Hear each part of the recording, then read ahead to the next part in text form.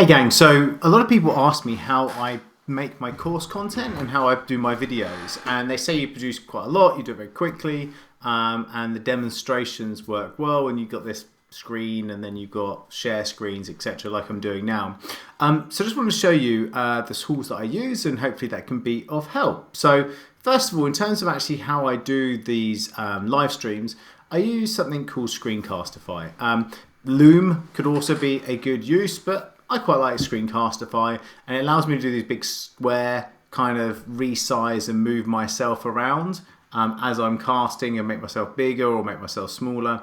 Loom just does a little circle one. You can actually do a circle with Screencastify, but I quite like it like this. And I use them, and the best thing about them is that they're super inexpensive. And it works out that you can use a freemium model, and then you can use $7 a month type stuff, right? So it's an inexpensive way of doing it, which works for me.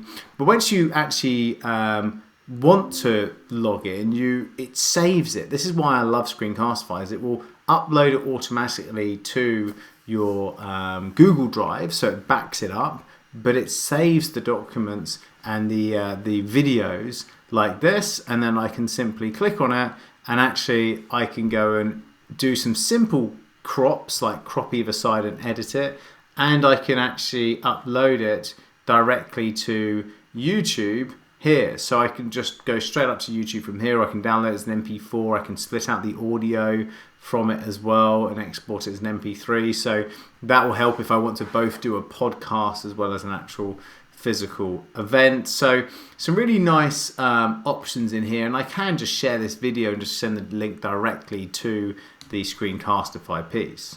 But also the beauty of this is it allows me to also enter an editor, and in here I can add in text into stuff if I wanted to, or I can go and do, let me just delete that so I can show you. I can do things like blur stuff out, I can crop things, so I can crop actually at this point, or I could cut the video and chop it into little small bits as well. So there's loads of little sort of small editing bits that we can do within Screencastify, which is really useful. Also, when we're trying to create a video, it's got a Chrome extension. So you can see here there's a little button here. If you click this, you can see that obviously I am recording this on Screencastify, but it would give me a drop down normally, which would then go, do you want to share your whole screen, or do you just want to do just the actual video? Like you can see below, I've got a video of just me. Or do you want to do an actual full screen screencast, or do you want to just screencast just one tab, browser tab? So there's lots of nice little options in terms of doing that, and it's just literally just a click of a button in the Chrome extension. If I wanted to stop this or pause this, I can do straight off the bat like this. So really, really nice and easy.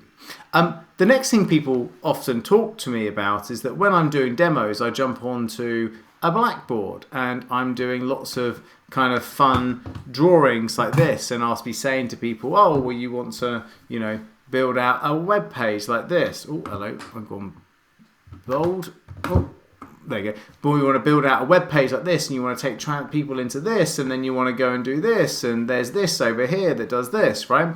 And that is me being able to talk whilst also doing a drawing. And people go, oh, is that an iPad that you've hooked up to it, or what have you? Well, in my normal fashion, it's like 30 quid is the entire cost of this, because I do two things. One, because I'm on a Microsoft system, I use Microsoft Whiteboard, and I simply just make the background black, because that is makes it nice and easy. If I want to brand this, I will go on to images on here, and I will go and upload a file. And I'll find my logo with a white background like this, and I'll actually upload it to Microsoft Whiteboard. So we'll see it here in a second when it loads. Here we go.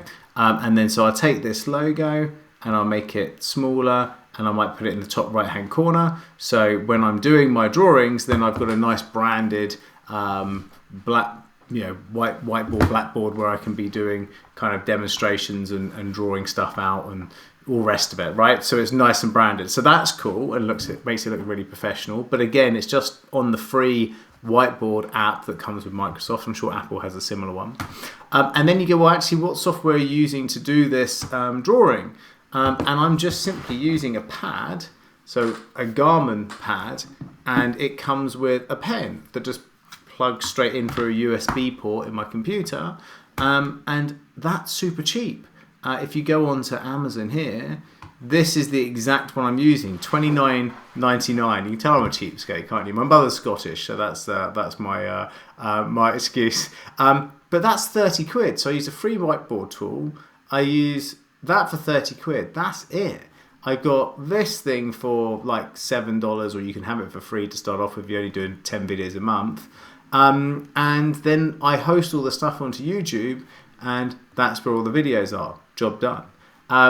So it's super easy, and when you're doing course content, you're creating courses like this, having a tool where you go, got an idea, film a video, and then have the flexibility and the confidence as you start to get used to this to be able to move yourself around, make yourself bigger, make yourself smaller, and set it up. So with a good webcam, a front light that's facing you, a little bit of interest in the background, nothing too clever, you also can have this entire setup. So I hope that helps for you creating videos, YouTube, course content. It's certainly been something I've been using for years. So big love, take care. If you want any links to these things, they're below this video. Laters.